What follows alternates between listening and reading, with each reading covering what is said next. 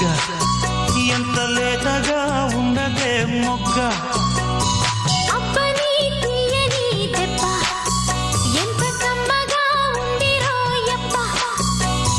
వయ్యారాల